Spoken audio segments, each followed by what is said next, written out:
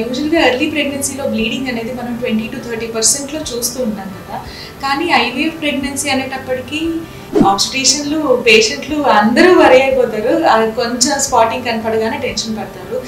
So మీ experience ప్రకారం ma'am ఎంత common ఈ బ్లీడింగ్ మెయిన్గా ఎర్లీ ప్రెగ్నెన్సీలో ఐవీఎఫ్లో ఎంత ఎక్స్పెక్ట్ చేయొచ్చు, ఎంత కామన్, ఎప్పుడు వరి అవ్వాలి, ఎప్పుడు వరి అవ్వకూడదు?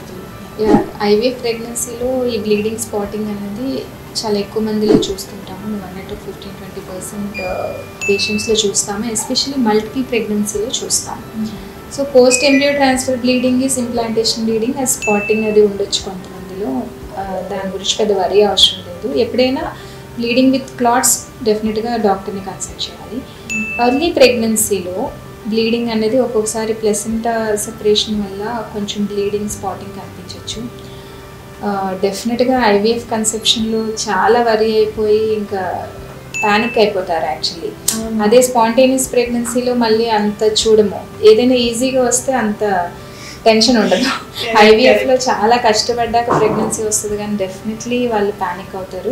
జనరలీ చిన్న స్పాటింగ్ బ్లీడింగ్ అయితే డెఫినెట్గా మనం కాల్ చేయమంటాం. జస్ట్ ప్రొజెస్ట్రాన్ ఇంజెక్షన్స్ ఏమైనా పెడితే జనరలీ యూజువల్లీ సబ్సైడ్ అయిపోతుంది.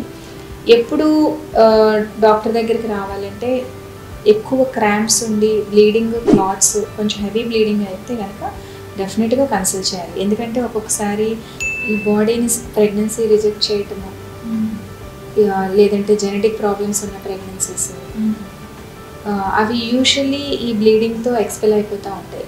Very few percentage. సో కొంతమంది ఏంటంటే బ్లీడింగ్ అవ్వగానే ఇంకా ఇది అబార్షన్ అయిపోయింది అనుకుంటారు. అది అసలు most of the time pregnancies బాగానే ఉంటాయి. సో అట్లా అనుకోక్కర్లేదు. డెఫినెట్గా ఇమీడియట్గా డాక్టర్ని కన్సల్ట్ చేస్తే ఇంకా ఎక్కువ టెన్షన్ పడతారు. స్కాన్ చూస్తే డెఫినెట్గా అన్ని హార్ట్ బీట్స్ అన్నీ బాగుంటాయి అండ్ చుట్టూ జస్ట్ ప్లెసెంటాకి దగ్గరగా కొంచెం బ్లీడింగ్ ఒక్కొక్క లాట్లా ఉంటుంది. జనరల్లీ చిన్న చిన్న క్లాట్స్ ఉన్నవైతే ఒక విదిన్ ఏ వీక్ సబ్సైడ్ అయిపోతాయి. కొంచెం ఒక్కొక్కసారి చాలా పెద్ద క్లాట్స్ ఉంటాయి, అవి మాత్రం ఇట్ టేక్స్ టైం. అలా వాళ్ళకి బ్లీడింగ్ అంటిల్ 12 weeks 14 weeks చిన్న బ్లీడింగ్ అవుతా ఉంటుంది. డెఫినెట్గా అంటే బ్లీడింగ్ అయ్యింది అంటే అది అబార్షన్ కాదు.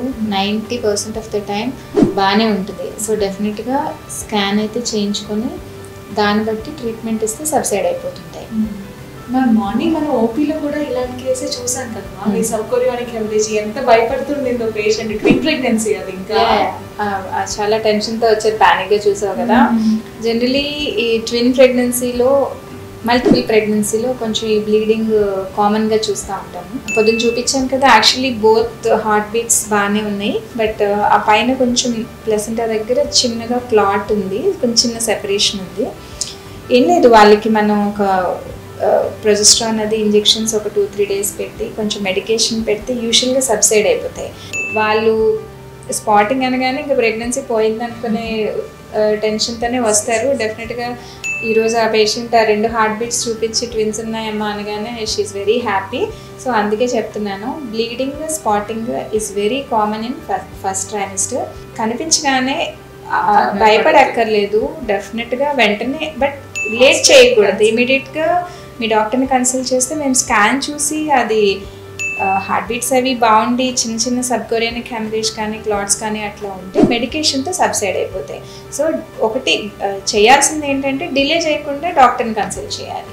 ఒకవేళ నైట్లోనే హెవీ బ్లీడింగ్ క్రాంప్స్ వస్తే ఏం చేయాలంటే, ఒకవేళ హెవీ బ్లీడింగ్ సివియర్ క్రాంప్స్ ఉంటే మాత్రం నైటే హాస్పిటల్లో వచ్చి చూపించుకోవాలి. ఒక్కొక్కసారి ఈ పర్టికులర్ ఒకవేళ హెమరేజ్ పెద్దదిగా ఉంటే ఒక్కోసారి అడ్మిషన్ కూడా అవసరం అవుతుంది ఒక 2-3 days. సో చిన్న చిన్నవి అయితే వరి అవసరం లేదు. ఇలా ఎక్కువ బ్లీడింగ్ అయితే మాత్రం ఇమీడియట్గా రావాలి.